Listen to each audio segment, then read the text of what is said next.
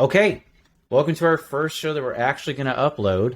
This is Touchdown Radio Clowns, official episode 0, because you always start at a 0 technically. So we're going to go through today, we're going to go over the stats of last year's running backs, and we're going to organize our top 10 running backs as if we were to draft today. So we're just going to go kind of the same mentality we had last week when we went 2 by 2, and then we'll go through each pick. If there is explanation needed, we'll ask for it. But I don't think it's like, hey, I have Christian McCaffrey in the top 5. That doesn't really require explanation. But it might if you have him in the, below 20. So, Ray, we'll start it off with you. So you go ahead and start with 2 running backs, and we'll see what you land with. So you were on the clock. 2? Yeah. Okay. Actually, no. You're right. We'll do it the rodeo style. So you'll be the first, Derek will be second, and I'll be third. And let's say the draft starts now. Okay. So I would probably pick up, fantasy-wise, Leonard Fournette first. For consistency, I don't know. The thing with Derrick Henry and Jonathan Taylor is they are good, but I don't know that their quality is always going to get you. I mean, Brock had Derrick Henry last year, and it didn't work out for him for most of the season. It's not like Derrick Henry won him this season. Yeah. So question on that. Is your decision slightly influenced by the fact that Rojo's not in Tampa anymore? Not that he's not in Tampa, but that last season, despite how he played for them the previous season, Tampa made it pretty clear that they weren't too interested in using Rojo. The 2 seasons ago, when you were still in Hawaii and we were watching, them play, he played well. I had him in one of my leagues, and he saved my ass when I was having a running back crisis. But then Leonard Fournette in the playoffs of that season, and then just all last season, crushed it. He's an amazing running back, always consistent. With the exception of the game where him and Chris Godwin went out at the end of the season and cost me my fantasy season. He never cost me a week. So. That's why, fantasy-wise, number 1. He may not be the number 1 running back, but for fantasy, he's the most consistent. And he'll lap you all the way into first place as he's getting tackled. He will giggle his way. Good old Uncle Lenny. Good old Uncle Lenny. Yes, sir. All right, Derek, you're on the board. Honestly, I think I would take Jonathan Taylor first. I feel like that one's a no-brainer. The Colts have gone from Carson Wentz to Matt Ryan to having 2 quarterbacks who just are terrible. They're going to rely on the run game heavily, and I say him coming off that solid rookie season, he's just going to be a monster. Yeah. Okay. Yeah, I like the pick. I mean, there's really not much not to like. I mean, there's from the passing game to just straight up 30 carries a game over time. Just it's going to work out if he can stay healthy. Okay. All right. So I'm going to go with Naji Harris first overall. Wow. And the reason I'm doing that is because he never leaves the game. That's what he was so valuable for last season. That's why he was a top 4 running back pretty much all season long, is because he never leaves the play. He's 98% of plays he's in the game, right? 30 touches a game, and then even if he gets these little dump-offs, right, especially in these PPR fantasy leagues, right, every one of those just racks up points. I don't remember, because I believe, didn't, who was it? Was it Darren who had him? Yeah. Yeah, Darren had him. I don't think he ever was shy of 18 to 20 points, all the way up to 44 to 35 consistently. So I'm going Naji Harris. Yeah. So I'm going Naji. I like 2 that they've added. There is some competition at quarterback room. I'm pretty sure Trubisky will get the start just based on the having been in the NFL for a couple of weeks at least.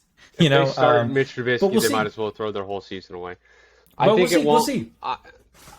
Najee Harris, that's kind of wild to me. Like, I guess the receiving is a big part of it if you are a PPR league, but if you're not PPR, he's not getting yardage through receptions that's making it worthwhile. I mean, Nick Chubb, who is always injured for a good chunk of the season, rushing-wise outperformed Najee Harris. Yeah. And Najee Harris was healthy the whole season. So if you're relying on PBR, that might not work. You know, for you. I don't know that. I should have prefaced with that, though. Go ahead. No, I should have prefaced with the fact that this is based roughly on the leagues that we've been in so far, which have been PPR. Sure. But if we were doing a strict non-PPR, no, I would not have put Naji at number 1 overall. Even this is just straight PPR. up like eating fantasy points up. He did it every week, man. He did it every week. I don't know about number 1 though. Like, this is your first pick for running back. You're going to pick Naji Harris. Yeah, and we're because assuming that people like DK or DH and JT are available. We'll get there. Well, no, because Derek just took him off the board. But you'll see when we get down into it, you guys start picking up some familiar names, and all of them have had significant time lossage to injury. All of them. Yeah. He's definitely top 10. He's definitely top 10. I'm not going to argue there. He just stayed healthy, and I'm just going to keep a dude that I know is going to be back there week in, week out. So, now on to you, Ray, for your second pick. You were on the clock. I want to add off Naji Harris.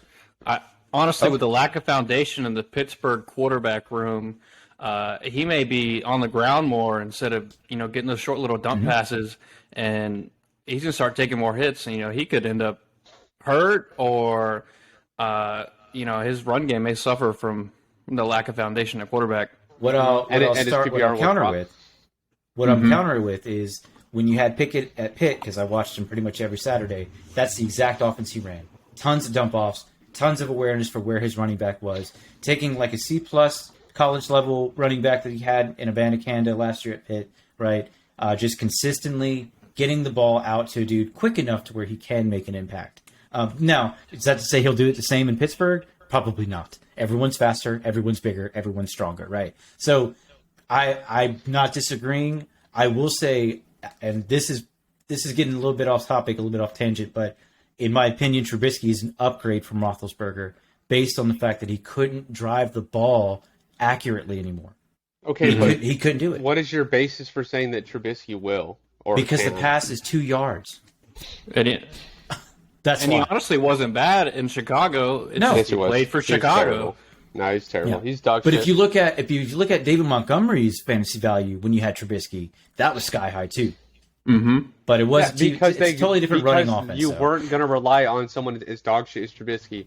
You were going to run. They've had good running backs in multiple seasons previously. It's because you can't rely on a quarterback. Yeah, so I see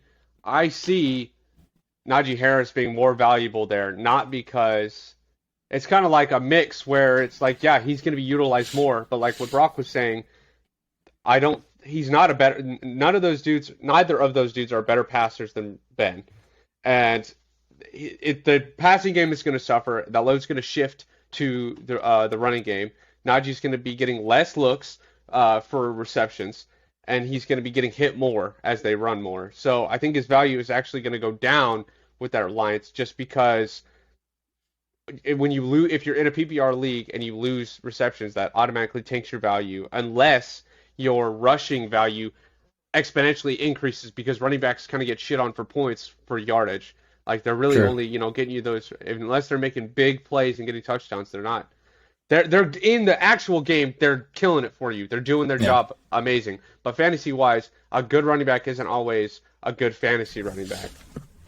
I think you might see that gap there. If he's only picking up 5-6 yards of play to get that first down, and then they piss away the rest of the yardage, he's going to lose fantasy value. It's going to be one of those new offenses where we're just going to have to see, right? Because same for Lenny. Forward. I mean, it applies to Fournette. Like that offense is not secured by any means. Same in Miami. Tom Brady. You add Chase Edmonds. Chase Edmonds is a good running back and a good hands running back, right? But like, it's still that quarterback foundation that we're not certain of. But let's roll on to second picks. And so, Ray, you're back on the clock. So I think Fournette was my only hot take, putting him at number one. I think not a lot. I don't know that everybody would agree with that, but Derrick Henry is next. Given his past performance, the only caveat I have for that is if his injury continues to be an issue, or if it continues to lower his performance, he might drop down to a 3. I don't see his workload or his ability to carry said workload falling off so far that he's not getting drafted in the first 5. I don't see that happening. No, I agree. My question for you on that one is, what happens when, and I'm pretty sure it's going to happen, what happens when Malik Willis takes over for Tannehill? I think the dynamic quarterback makes Henry an automatic one. If you're going to be able to shift any like hardcore workhorse role off of Henry and you allow him to be more natural, occurring playmaker, I think his value stays at rock solid at number one. Because, as we saw last year, right, like again, right, I think the big problem was that he was hit 40 times a game, right? And eventually someone just stepped on that foot just right. And it's like the same thing with Naji, right? We're talking about the increasing hits, right? The performance was there the whole time. And the year prior, too, the way it was inverted. Henry's first half of the season the year prior was garbage. And it started to get colder, and people didn't want to hit as much. And then Henry, towards the end of 2 years ago, was just, that dude's an MVP. He can win you a league, right? I still think that's relevant. If you see a quarterback change, does he shift at all in your rankings? Up or No, not for me. I think he'll still be number two. My thing with that is just that Fournette plays on a much better team than Tennessee. I think Tampa, even with the issues that they're inevitably going to face next season with all the dumb shit that's been going on down there, they're still a better team. They're better put together than Tennessee. Tennessee is basically like being carried solely by Derrick Henry. I think we're going to start seeing what I'm worried about with having why I wouldn't pit him as two is it's going to be like the same thing that happened with McCaffrey, where he has a dynamite season, carries the entire team, gets a bad injury, and then that snowballs into him just continuously being injured. I don't think that the quarterback is going to stop that from happening. Henry didn't really have a major injury. He broke his fifth metatarsal, which is the bone on the outside of your foot. I don't think that's an injury that, or as long as he's not to change sports, but as long as he's not like Zion Williamson, it's a good point. That's a good point, where you're not constantly landing on that exact bone. And then to add to that, too, I don't think anyone's under the impression that an off-season of downtime is going to make that injury last or get worse. I think the general consensus is, anyway, that happened. Now, what's happening this week? You know what I mean? No one really seems to be too hung up on that, so I would agree with that. Yeah. Okay, I mean, I see what you're saying. Yeah. So, whereas with McCaffrey, I don't know exactly, but I mean, if you blow out an ACL, that's 2 seasons that's now. A snowball. Right? It's happened twice. It has happened twice when his value two soft tissue issues, right? Two soft tissue issues, both hamstring issues, right? Where it's hard to understand, it's fickle. He uses it every fucking game all the time, right? So, and like the whole offseason last year, Ray, you and I talked about this a bunch. Everyone talked about like, oh, well, McCaffrey's good to go. Don't worry about it. And he definitely was not good to go. Definitely was not. Nope, I mean, he played a handful of games, and that was it. I mean, it's hard to tell the difference between the coach is softening his plays and he can't play as hard because of his injury, right? Yeah. Which at the end of the season when Derrick, he did come back, right? Derrick Henry played one game in the playoffs. Yeah, played one game in the playoffs. Exactly. He kind of had a hard time too. I don't think so it's one of those things. It's like, are they just not pushing him as hard? I don't know. It's kind of hard to say. You wouldn't think that he would play softer in the playoffs, but if they're worried about that injury worsening, then that might be the case. So it's I don't know. I still think that for now he's a 2. But it's the same thing with my Tom Brady pick when we talked about quarterbacks last week. It's definitely possible that he could drop lower based on as the season goes on for you. Yeah.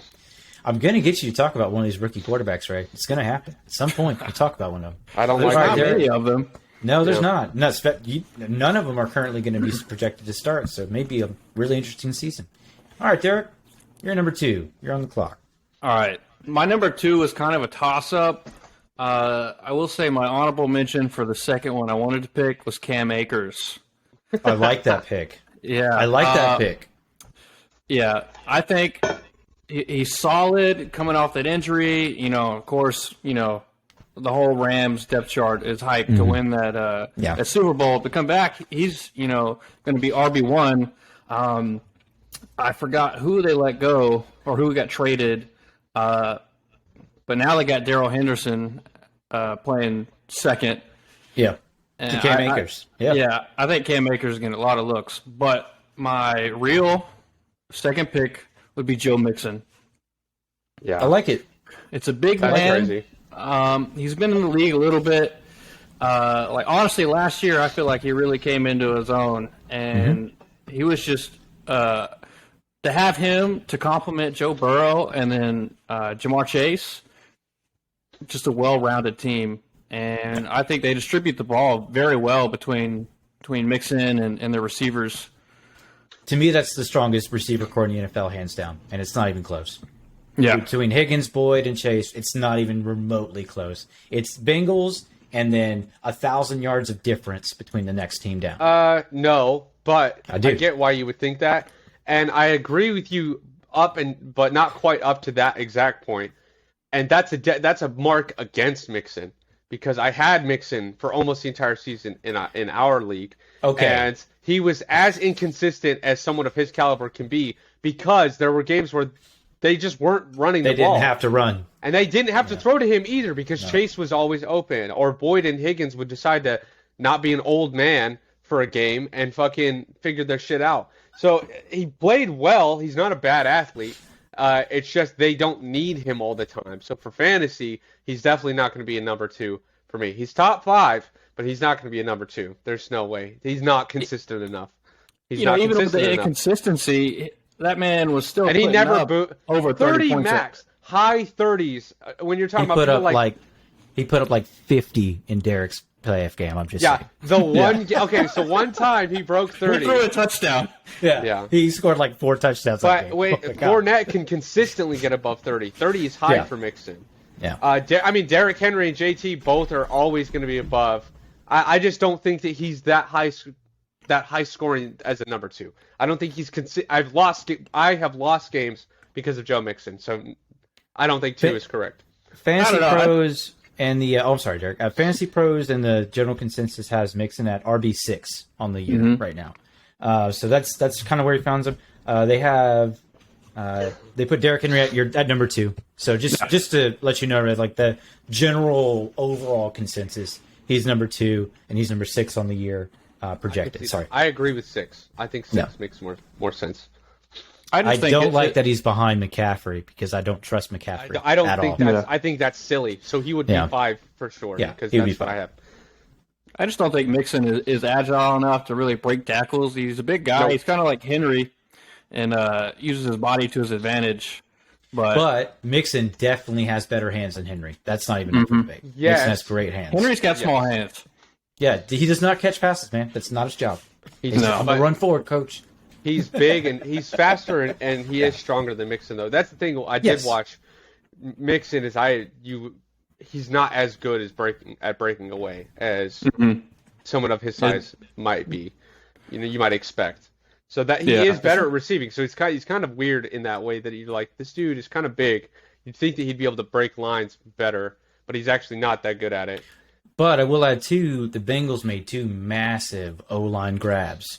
They got the guy from Dallas, Lyle Collins. That's a good point. That is a good point. Their O-line was starting absolute left dog tackle. shit last year. It was. And now it's not going to be as dog shit, so his value might go up. That's a good point. Yep. I think the improvement to the line is going to make that whole team just unstoppable. Scarier, yeah. The only thing missing from Cincinnati, and it's like this every year, is they have no idea what a tight end is. They've never had a good one. They have no concept of getting that next great tight end, or even a dude like, hey, man, I just need you to catch like 3 passes a game, like a Tanyan, right? Where they're going to be critical catches, right? But he's not going to get 18 looks a game. He's not going to get 10 looks a game. So that's the only thing for me that the Cincinnati offense is lacking, is that tight end killer. Okay, so for my second... I'm sorry, are you done, Derek? I can wait. No, yeah, you're good. Okay.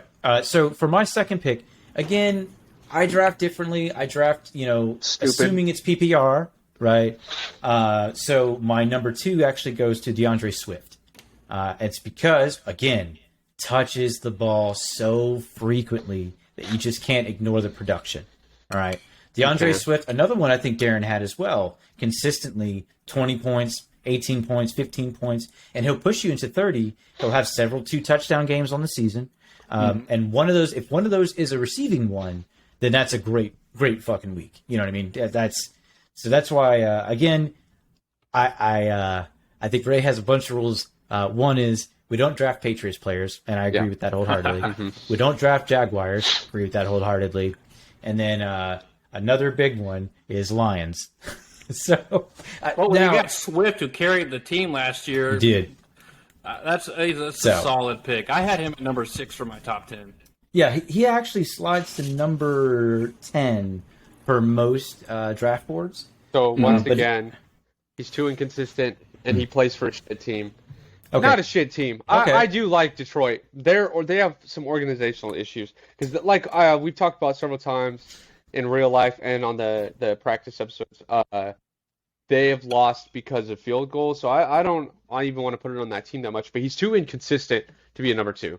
Okay. All right. You're talking about 24, 11, 23, 8, 22, 17. Like, it's like every other week with this guy. So, which means, so half the season he's good. That's not a number 2 spot. That's not a number 2 pick. Here's who he's behind, right? And you tell me yes or no if you trust him. Austin Eckler, will he stay healthy? Yes. No. Yes. No, never does. And he plays on a better team. It would be the first season he does that. Okay. Next one, Christian McCaffrey. No. Okay. No. All right. So with McCaffrey, it's different. Next, Dalvin Cook and Austin Eckler, both unhealthy, are going to outscore Deandre Swift. It does not matter that they're not healthy the whole season. Nope. And then, I'm not done. I'm not did. Done. I'm not done. Can't say no. Nick Chubb can't stay healthy. It's this. He can't stay healthy, but he's still a better athlete. He still does better when he Swift plays. Jumps from 10 to 4 based on those inconsistencies. He doesn't, though, because all three of those dudes, even with injured seasons, outperformed Deandre Swift because his team is not good enough to utilize him fully. Because they have hot weeks, that's a fact. And then they fall off. Like, if you had an offense that was able to utilize him, optimize him, not utilize him, they utilize the fuck out of him, which is why his points are even as high as they are. They don't optimize him, so he's every other week, if even that consistent, getting up to 30. Once again, you're number 2. You're talking about you're number 2 in a league where you have 2 running back slots. You're really going to put a dude who every other week you might not even have starting. That's who you're going to put in your 2? No, you're not. You're going to want, for your 2 starters, you're going to want dudes that you're okay with having in every week. Swift doesn't compete with anyone for that, Rock. No. Cunt, I'm talking about in fantasy league. Your lineup on the fantasy. Oh, I thought you were still on the Lions. I was like, no one competes for him. Who runs 2 running backs at the same time? Nobody. Why would I be talking about that? Green Bay. Every year. All day. Green Bay. Good luck picking which one's going to do well. Who? Exactly. I'm talking about at the same time. Nobody is like, all right, I have 2 running backs in my backfield, right next to my 2 tight ends, my 1 receiver. Nobody does that. That's not a thing in real NFL. Henry. Okay, so ran like 3 or 4. Exactly. So I'll leave it up to you, right? You can do your number 3 pick, or you can give me a dark horse that was outside top 10 that you are, top 15 that you think can sneak in. That top 15. Back? Once you hit past 15, you know what number 16 is? Saquon Barkley. So when I'm telling you that it's risky, the top 15 is a risky slot, all right? So yeah, it is. Before you're like, oh, that's nothing. That's a no-brainer. I don't know. This position to me is always I complain about it similar to tight end, where it's like you have a very small pool of consistent players that you don't have to worry about. You have to feel like you're taking a risk on them. Dark horse. I don't even want to do that. I'm just going to go for my 3rd pick because we can talk about dark horses later. I'm not going to put him in the top 15. That's just like I don't even. There's so much that goes into it. So iffy. So my 3rd overall is JT, just because even when he gets figured out, which could very well be this season, where people are planning for his routes and stop being dumbasses and just letting him run past him, he'll still be a top 5 pick. His points off of last year, and I think he did well the previous season, unless last season he was playing second fiddle with Hines. Yeah. And then the Colts actually had a 3rd running back that was the projected starter, and he's not in there anymore, which is Marlon Mack, who was the Colts starter for like 2 years. He did great for fantasy, but then it got so crowded that JT took over second half of the season 2 years ago. So based off of the 2 seasons of his that I've seen, he is, and he's still going to be the workhorse. We talked about a little bit about it earlier. They don't have a quarterback. They didn't last year. They didn't the year before. They certainly don't now with Matt Ryan. Have a quarterback that's gonna magically Nick Foles fix is there their too. passing game. Hey man, Shut the fuck up. I love Nick Foles, but he's not gonna.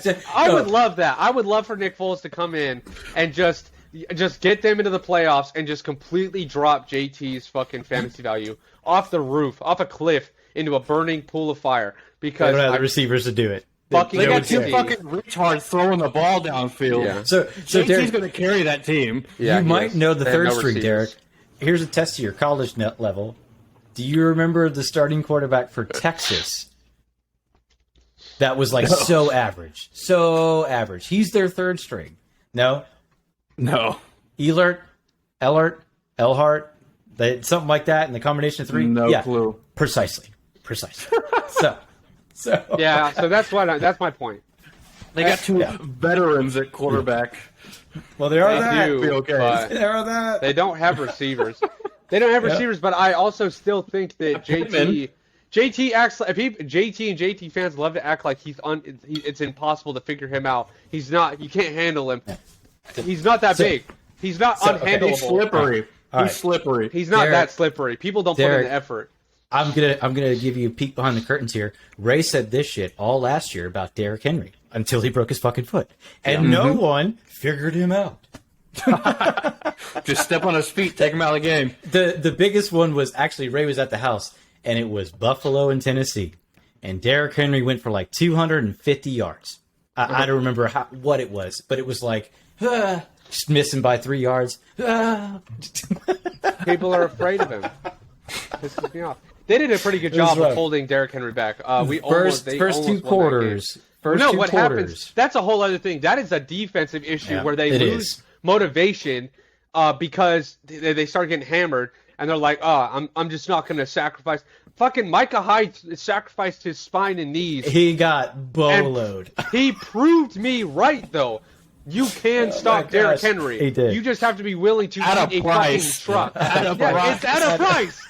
Nobody ever said that doing a miracle would be easy. Yeah. But he Oh, proved dude. it can happen. Look, you should have seen it, Derek. His back like bent backwards, and the Yeah. shoulder pads were almost touching the back of his It was hammy. a tumble.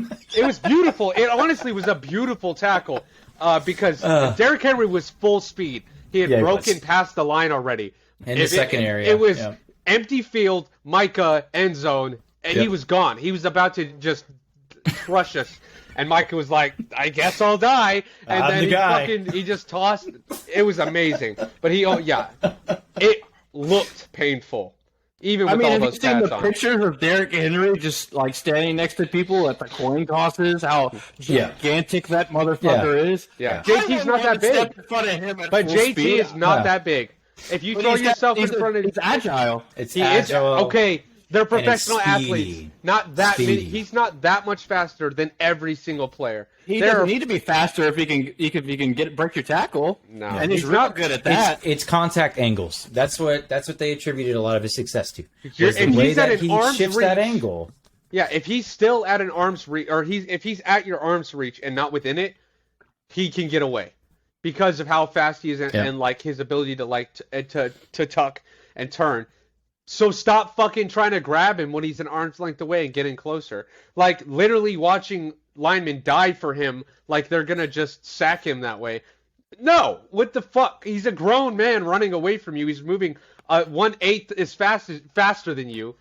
Stop it. Now, so okay. So on that though, right? The thing that gets always, and this is something I've known as a Colts fan for years. The thing that always gets overshadowed is this. You know, you talk about like Carson Wentz. You talk about just getting his ass kicked back there, and they never talk about how Indy's O-line is the #1 rushing O-line every year. Every year, because they put all their, for like 5 years without Peyton and anybody and Luck, they just got their ass kicked. So the first round always went to the next great offensive lineman who happened to be a run blocker, and that's what they got. Then they got lots of them. Now, if you say, I need you to protect someone, listen, man. I need you to get that ball out quick, all right? But if it's Jonathan Taylor, it's that speedy, large O-line. That's what it is, man. I mean, the gaps are there. The gaps are there. Yeah. He's not creating them.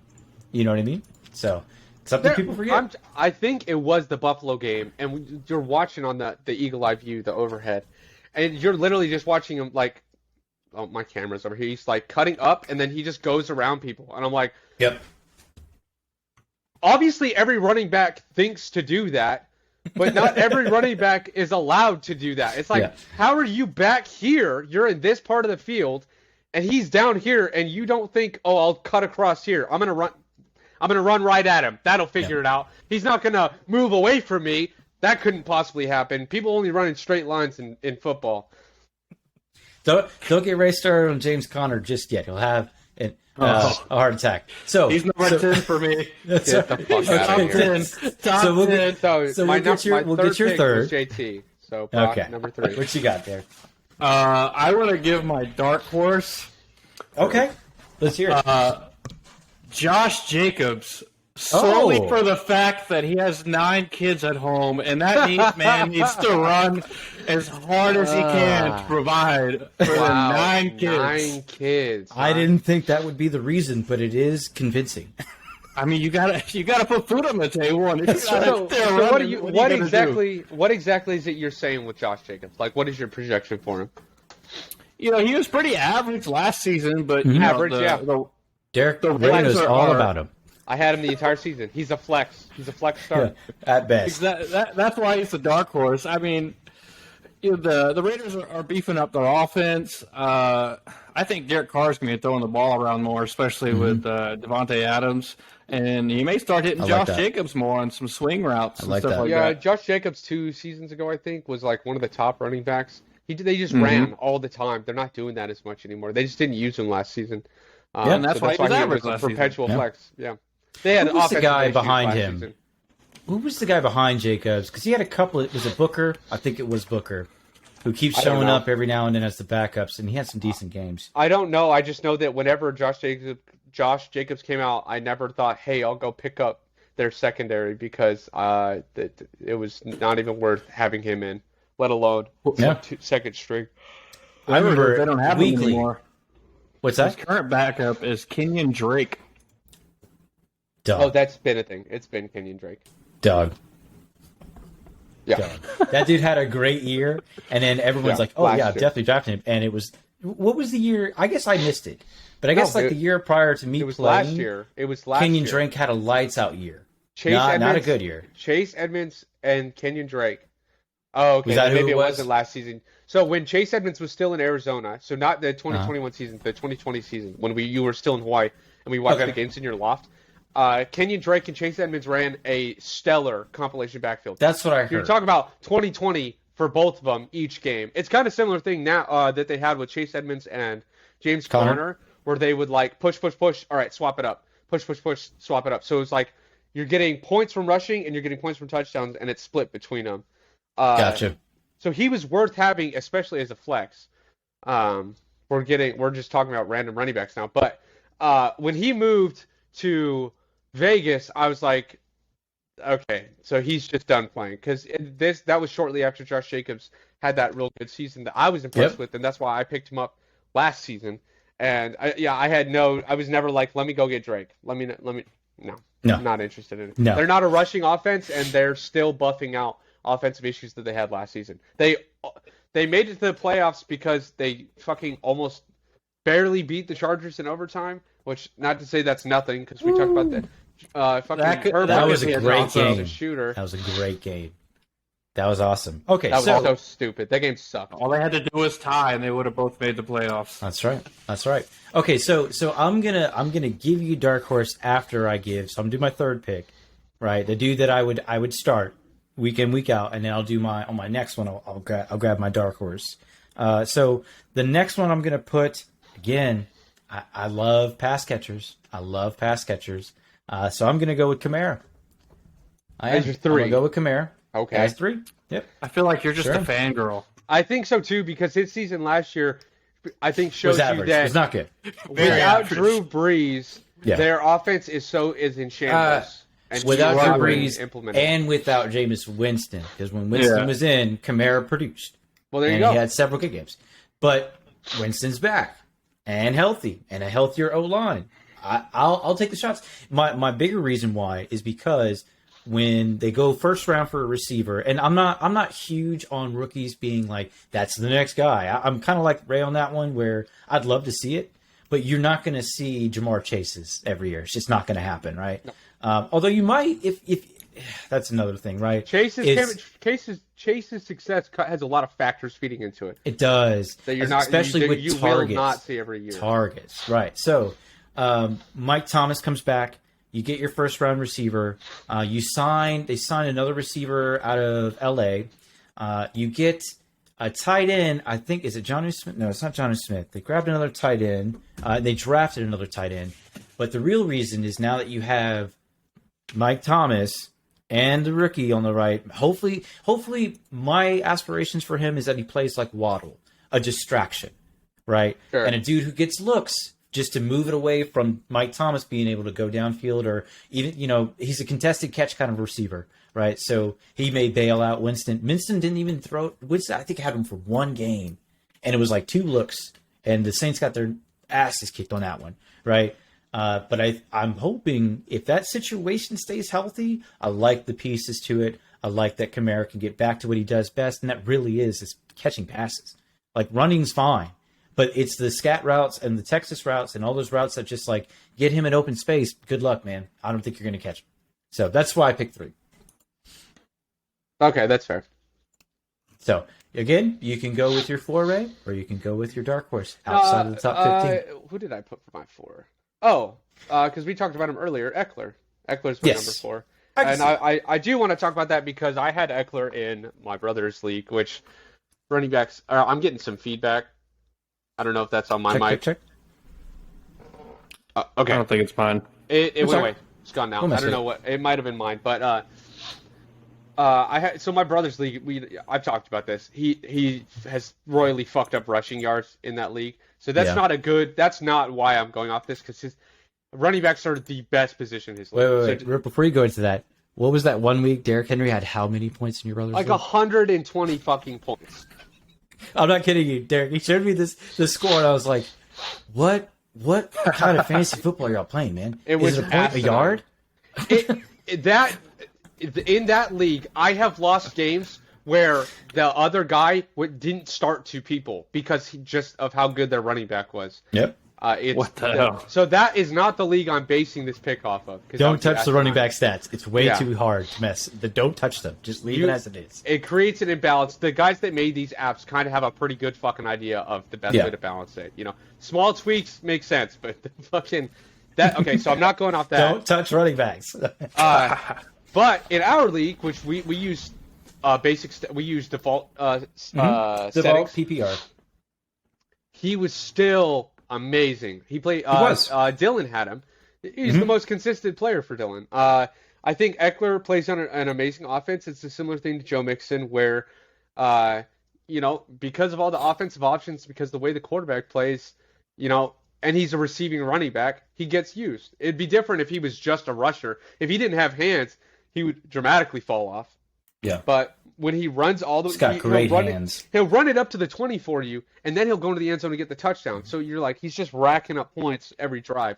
The reason he's number 4 for me is because of the consistency issue, where he'll be injured, but also if Herbert gets into a shootout, he's going to Williams. He's going to Keenan Allen. He's diming it out to his receivers because he's going deep, because he's got that cannon, and that's what he likes to do. And now you add Russell Wilson to that division. Mm-hmm. Yeah, so shootouts will be more likely. I think so, and that's so with the Chargers. So like a lot of other folks that do fancy podcasts talk about, do you buy the hype or not? And when they're asking about that, they're asking about every team feels great in OTAs. Every one of them feels like we're gonna win it all, right? And then they ask the guy, do you buy the hype or not, right? I buy the hype on the Chargers. I do, because each year they've gotten a little bit better. They don't have defense. Is non-existent. That is which is why they went defense hard in the draft. I think most of their draft picks were defense. And they got Khalil Mack.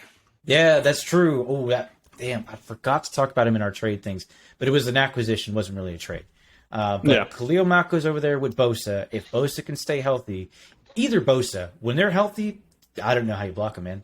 I remember one time I was watching Nick Bosa as a Chargers and ended up with like 4 or 5 sacks in one game on Derek Carr. It was something insane. Anyway, I buy the hype because when you had the OTA interviews last week, Herbert and the coaching and all of them talked about, listen, last year, week 1 through 5, there were times where no one on the field knew all the plays that were happening. We had receivers running the wrong routes. We had running backs out of position, and we still won 9 games. And I was like, he's got a point, right? If they're actually on the same page and they're in the right spots and Mike Williams doesn't drop off the face of the football earth, right, and gives Keenan Allen legitimate backup to take some of that pressure off of him, then I 10 wins is easy for me to imagine for the Chargers. Easy. For sure. I don't know what Russell Wilson does to that whole situation. I don't know if that puts the Broncos on top. I don't know. We'll see. But I like Herbert's odds on that one.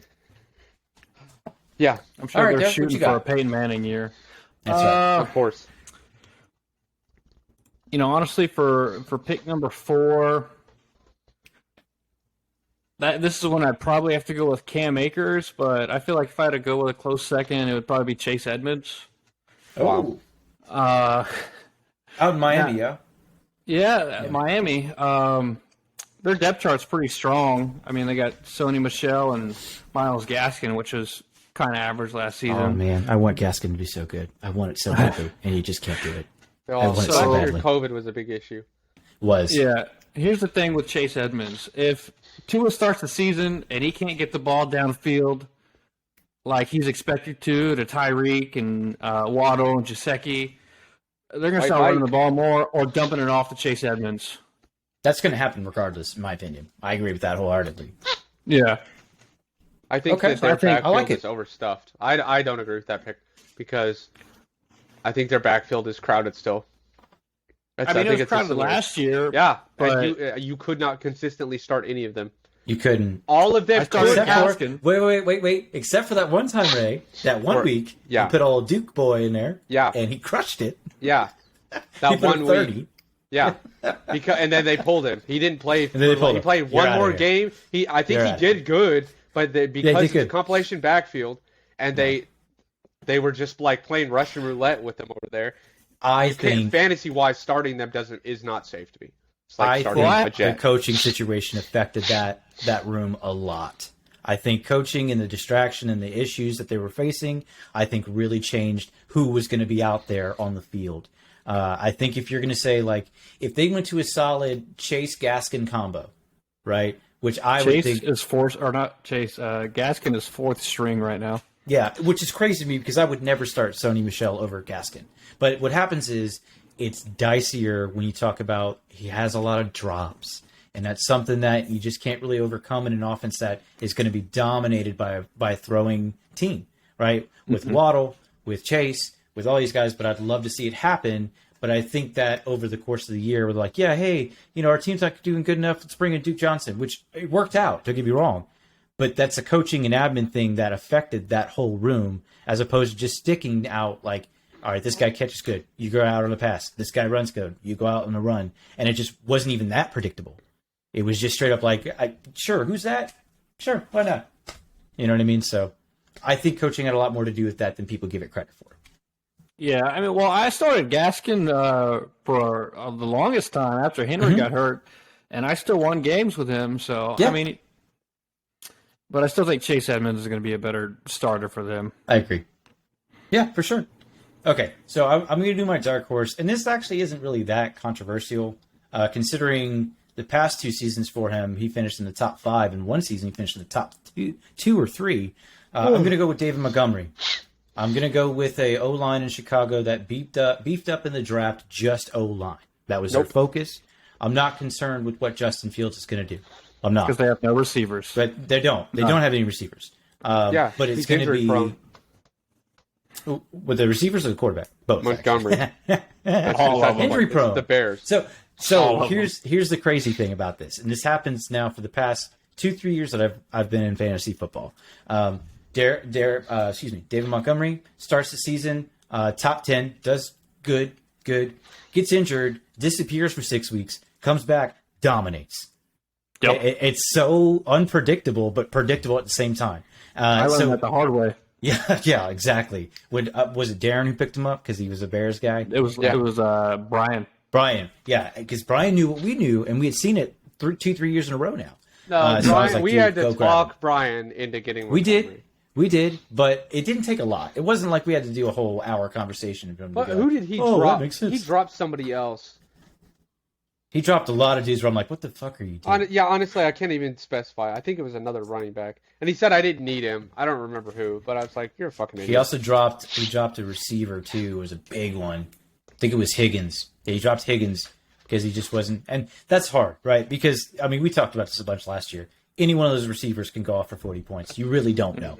It just happened to be Chase more often than Higgins, and then Boyd was third in that shoot. So it was Boyd, and then Boyd went off for 30 because the slot was open that day, whatever it was. So that's what I got for 4. Ray, who you got for 5? Oh, Mixon. Mixon? Yep, you could flip flop Eckler and Mixon, I think, and no one would call you crazy. I think they're pretty on par with each other for fantasy for sure. Similar inconsistency issues. I think overall Eckler is a better athlete, just from what I've seen in playing. But that might be more due to how they're used by their teams. Yeah, I mean, I had Joe Mixon for a good part. He has high 30s. I think any running back that gets 30 points more than 6 times in a season is someone that you should have in your top. He should be gone in your top 10 running backs. Because after that is when you start to fall off to people that are barely getting 20 points, like last year, Kareem Hunt. Yeah, exactly. Last year, Eckler was in the top 3 of everyone's boards. Everyone predicted Eckler top 3, and he went top 3. He went overall 1.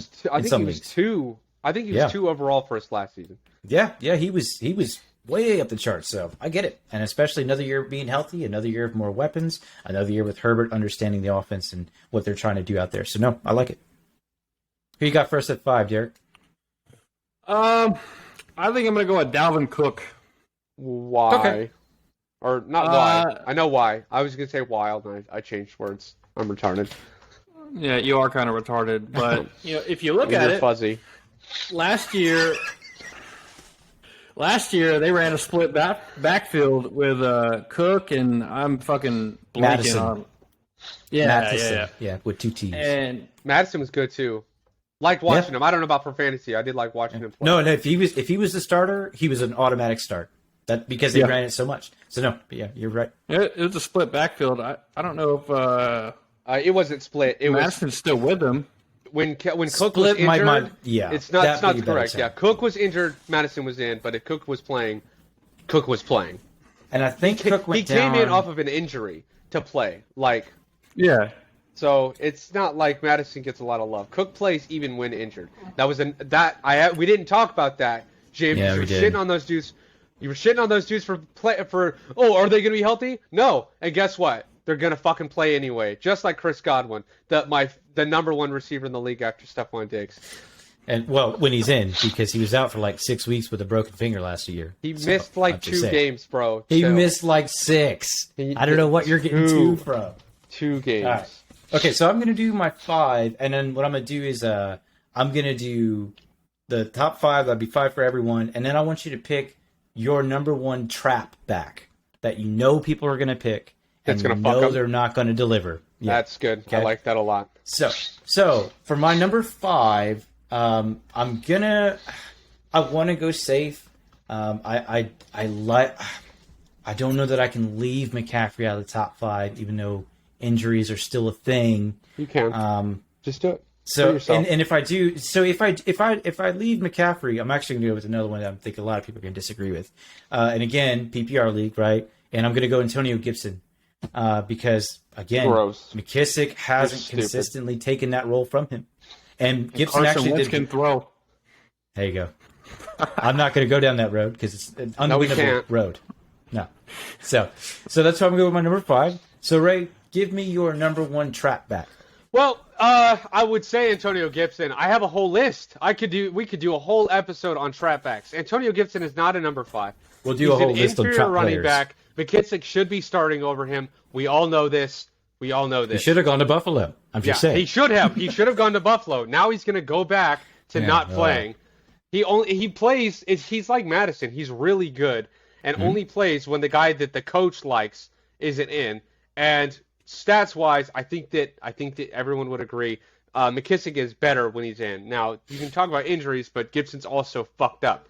So it's not like McKissick is a broken child and Antonio Gibson is this picture of health. I think you're insane for putting him in top 5. He's not even top 10. He is on par with Saquon Barkley. So that's my comment on your 5th pick. Absurd. You'll like my trap back. I feel like I know his name. You definitely know his name. Ezekiel Elliott. Ezekiel Elliott. I knew it. I knew it was going to be Ezekiel Elliott. Yeah. Ezekiel Elliott is dog shit. His team is dog shit. In my defense, that was all that was on the board, Raymond. All right, that was all that was on the board by the time I got to running backs, and Ray will not let that go. And even I'm like, fuck, this is really. I'm not enthusiastic about this. Even in should have known at the crop tops, man. Yeah. Honestly, like alone, questionable. But realistically, he's shiny. That's why people like him because they're like, he's the Cowboy all-star running back.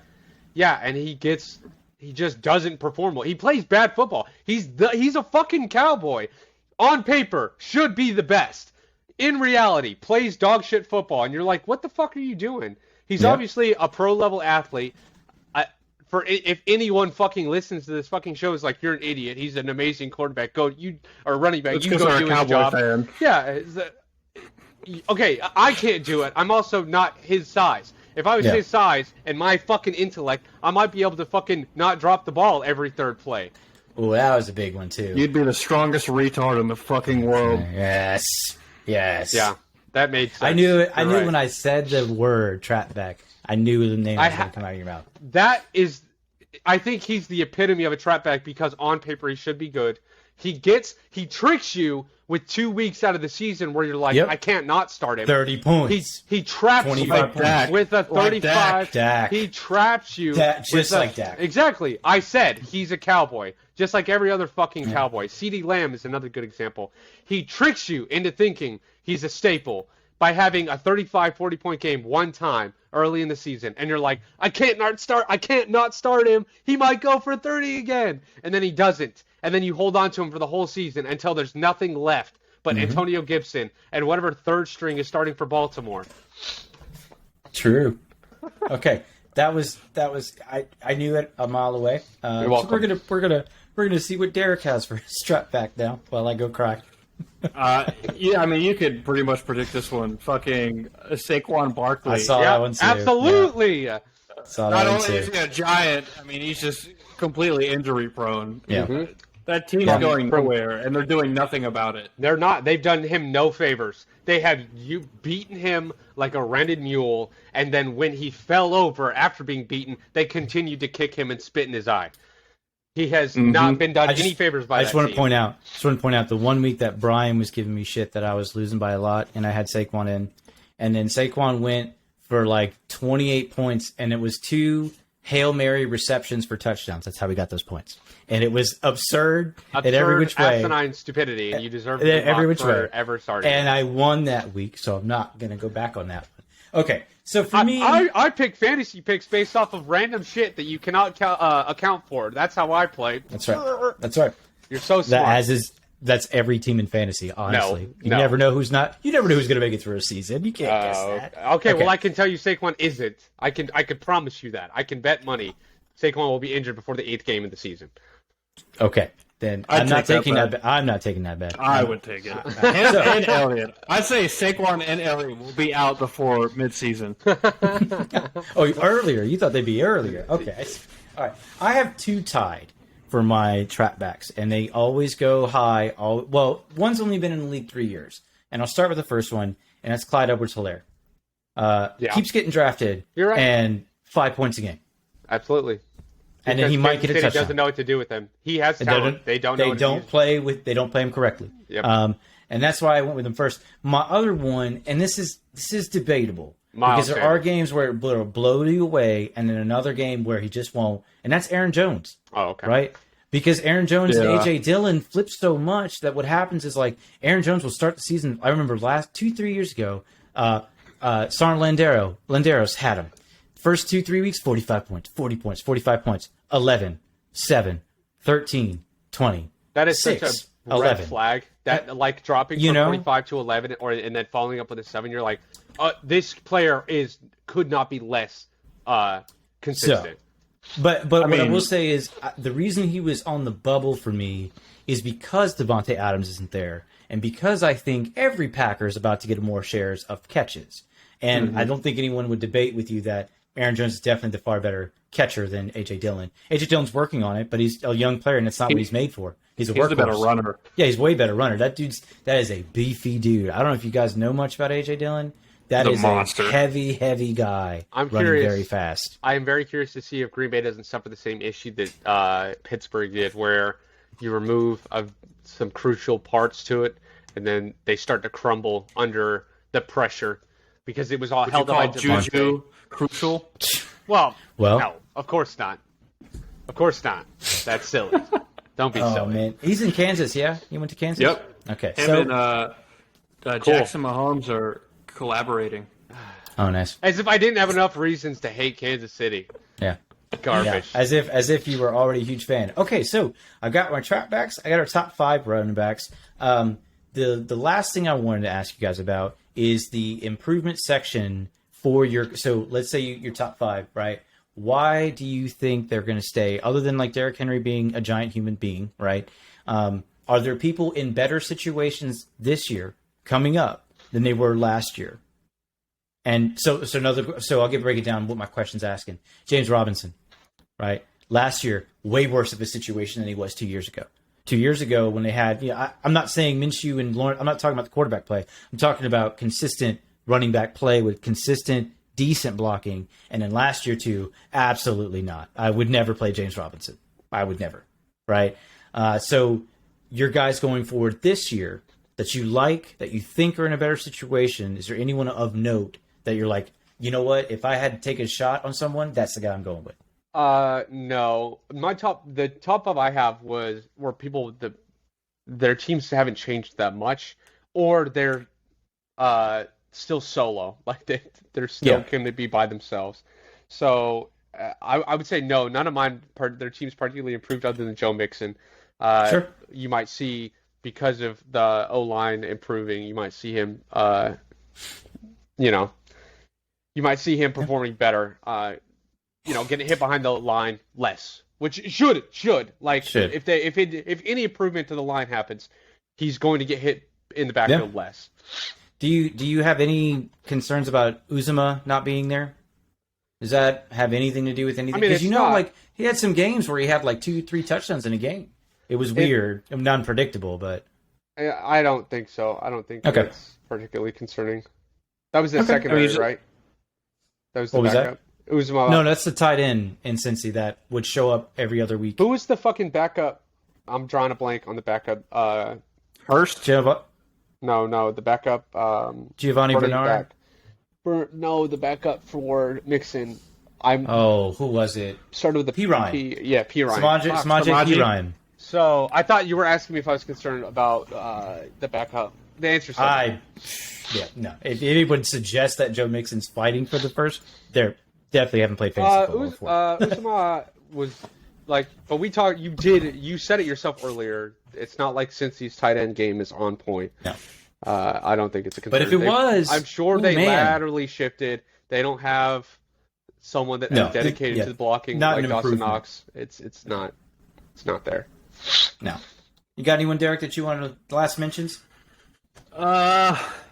Miles Sanders. Oh, I'm a huge Miles Sanders guy. Yeah. The Eagles are going to be the team to fucking beat next year. No, they're not. The money's they are beefy. Yeah, they are. They're not. They've added a lot of weapons on both sides of the ball. They're bad. Their defense is going to be a force to be fucking reckoned with. Nope. Yeah. I'm going to bowl load. I'm going to bowl the fuck out of them. So you think that Sanders is that their first string, in your opinion? Yeah, that's what I think so too. Yeah. Yep. And I think the passing game evolves with them, and I think I'll tell you this much too. I'll tell you this much too. If Philly shanks it this year, that head coach is gone. Yeah. Because the money that they've put into that team to give him what he needs to win, if it's not at least 8 to 10 wins or a semi-playoff berth, right? They need playoffs. Yeah. If they don't make playoffs, Hurts is gone too. Ooh, I like that. I don't think that's true.